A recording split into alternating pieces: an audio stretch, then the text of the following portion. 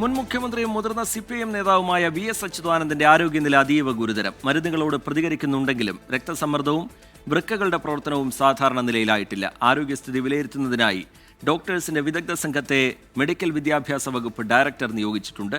റിനു ശ്രീധർ വിവരങ്ങളുമായി തിരുവനന്തപുരത്ത് നിന്ന് ചേരുന്നുണ്ട്. റിനു, എന്താണ് VSന്റെ ആരോഗ്യനിലയുമായി ബന്ധപ്പെട്ട് ഏറ്റവും ഒടുവിലായി ലഭിക്കുന്ന വിവരങ്ങൾ? റിനു.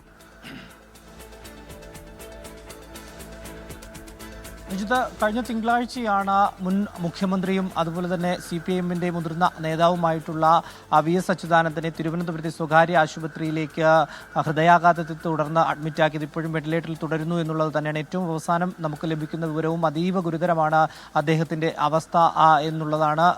ശ്വാസകോശത്തിൽ അണുബാധയുണ്ട്. അതുപോലെ തന്നെ BP-യുടെയും വൃക്കയുടെയും പ്രവർത്തനം, അതായത് BP കൃത്യമല്ല എന്നുള്ളതാണ്. വൃക്കയുടെ പ്രവർത്തനവും കൃത്യമായിട്ടില്ല എന്നുള്ളതും വിവരമായി ലഭിക്കുന്നുണ്ട്. എന്തായാലും ഇന്ന് സർക്കാർ നിയോഗിച്ച വിദഗ്ധ സംഘം, ആരോഗ്യ വകുപ്പിന്റെ വിദഗ്ധ സംഘം, മെഡിക്കൽ കോളേജിൽ നിന്നുള്ള ഡോക്ടർമാർ അദ്ദേഹത്തിന്റെ നില കൃത്യമായി തന്നെ പരിശോധിച്ചു. ആശുപത്രിയിൽ എത്തി. അതീവ ഗുരുതരം തന്നെയാണ് അദ്ദേഹത്തിന്റെ നില എന്നുള്ളത് തന്നെയാണ് പറഞ്ഞത്. ശ്വാസകോശത്തിൽ ഉണ്ടായ അണുബാധ ശരീരത്ത് മറ്റവയവങ്ങളിലേക്ക് വ്യാപിക്കാൻ സാധ്യതയുണ്ട് എന്നുള്ള ഒരു വിലയിരുത്തലുമുണ്ട്. എന്തായാലും വെന്റിലേറ്ററിൽ തന്നെ തുടരട്ടെ എന്നുള്ള ഒരു തീരുമാനമാണ്. രാവിലെ തന്നെ CPIMന്റെ സംസ്ഥാന സെക്രട്ടറി MV ഗോവിന്ദൻ ആശുപത്രിയിലെത്തും.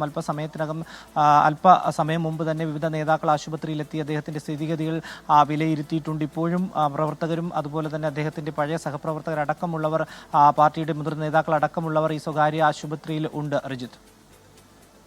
ശരി, റിനു ശ്രീധർ തിരുവനന്തപുരത്ത് നിന്ന് വിശദാംശങ്ങൾ പങ്കുവയ്ക്കുകയായിരുന്നു.